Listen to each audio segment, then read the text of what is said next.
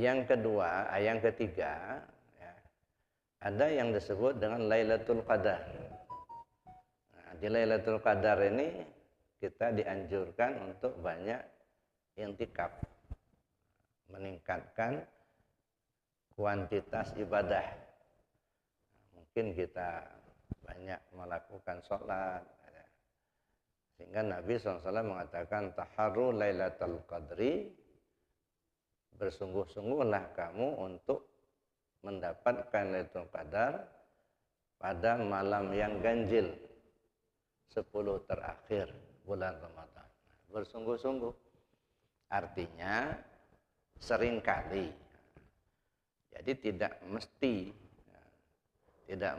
tanggal ganjil, bisa saja tanggal genap. Tapi seringkali terjadi malam ganjil 10 terakhir. Nah, tentu kita perlu pahami di sini, artinya Lailatul Qadar itu tidak mesti harus malam yang ganjil 10 terakhir. Bisa saja terjadi malam genap. Ya. Bisa saja terjadi 10 kedua. Bahkan mungkin 10 pertama. Gitu. Nyatanya Al-Quran sendiri diturunkan pada malam Lailatul Qadar. Tanggal berapa? 17 Ramadan. Jadi bukan 10 terakhir, tapi 10 kedua.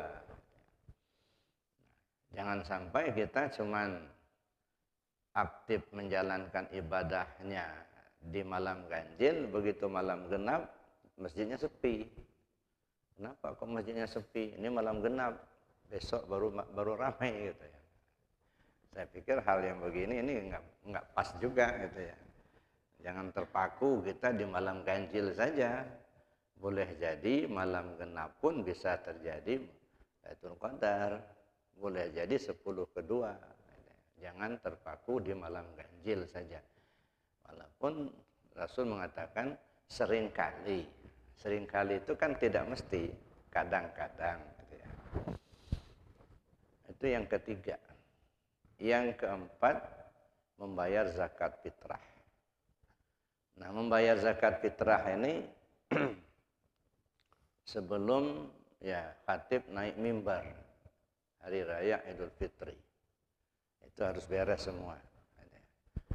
Makanya boleh saja kita keluarkan zakat fitrahnya ya, di awal-awal Ramadan. Jangan sampai kita menunggu besok mau lebaran baru sibuk kita mengeluarkan zakat fitrah. Kasihan panitianya. Ya, kapan dia mau mengedarkan. Ya, jadi wajibnya itu malam terakhir atau di malam Idul Fitrinya itu wajibnya. Artinya kalau dia sampai meninggal di malam Idul Fitri itu belum bayar zakat fitrah, dia sudah berdosa. Karena itu sudah masuk hukum wajib. Nah, tapi kalau dia misalnya bayarkan zakat fitrahnya itu awal-awal Ramadan, pas pertengahan Ramadan dia meninggal, maka dia tidak wajib bayar zakat fitrah. Bagaimana fitrah yang sudah diberikan menjadi sedekah biasa bagi yang bersangkutan. Tapi kalau sampai dia masih hidup di akhir bulan Ramadan tadi, maka itu sudah menjadi sah untuk zakat fitrah. Tapi kalau dia keluarkan zakat fitrahnya setelah khatib naik mimbar, itu tidak sah fitrahnya, sudah menjadi sedekah biasa. Kemudian yang dikeluarkan itu makanan pokok. Ya, makanan pokok. Nah, kalau kita ini makanan pokoknya beras, maka yang dikeluarkan beras. Kalau orang Arab makanan pokoknya gandum, maka dikeluarkan gandum. Kalau di wilayah lain ada makanan pokoknya jagung, maka jagung yang dikeluarkan. Nah, jadi artinya makanan pokok itu yang dikeluarkan. Nah, cuman saja ada juga ulama yang berpendapat bahwa boleh kita konversi dengan uang senilai barang yang kita zakat fitrahkan itu. Jadi, kalau misalnya harga berasnya 10.000 per kilo, maka zakat fitrahnya 2,5 kilo berarti 25.000. Itu kalau dikonversi kepada uang. Nah, tapi ada di antaranya, terutama dari mazhab Syafi'iyah, itu mewajibkan barang yang menjadi makanan pokok, yaitu beras itu tidak boleh dikonversi dengan duit. Gitu. Tapi ada ulama yang berpendapat boleh dikonversi. Nah, bagi mereka yang berketetapan ya, mesti makanan pokok, maka pelaksanaannya seringkali kita lihat ada beragam. Ada satu masjid yang menerapkan pengurus itu menyediakan beras sekian ton. Nah, disimpan di gudang masjid. Jadi masyarakat itu tidak bawa beras dari rumah, tapi bawa duit dari rumah. Jadi beli beras kepada pengurus, kemudian untuk zakat fitrah. Kalau dia bayar zakat fitrahnya sendirian, tentu 2,5 kilo dia beri. Setelah dia beli dapat beras, baru dia kasihkan ke panitia amil zakat. Nanti oleh amil nanti disisihkan. Kalau ada seseorang misalnya mau bayar zakat fitrah keluarga, ada 5 orang, dia beli beras untuk zakat 5 orang, ya 2,5 kilo kali 5 orang.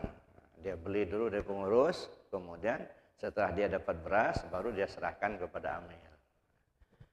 Begitu ada sebagian pengurus masjid seperti itu. Ada yang menggunakan hilah, ada hilah. Jadi amilnya itu nongkrong di masjid, tetap ada amil. Jadi ada orang mau bayar zakat fitrah, dia nggak bawa duit, dia nggak bawa beras maksud saya, dia bawa duit aja.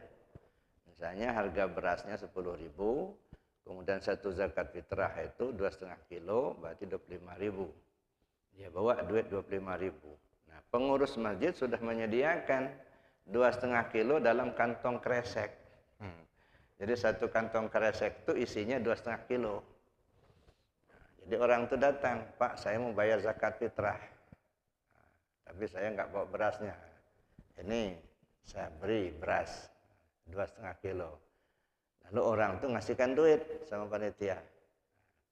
Duit sudah diterima, kemudian ada beras yang 2,5 kilo tadi dalam kantong kresek tadi kan sudah diterima oleh si muzaki. Pak, saya mau bayar zakat fitrah. Ini fitrah saya 2,5 kilo. Nah, amil bawa. Yang disimpan duitnya. Ini masih tetap 2,5 kilo. Nanti datang lagi satu lagi. Bayar duit 25.000, mau bayar zakat fitrah dikasihkan sekantong kresek tadi, isinya 2,5 kilo.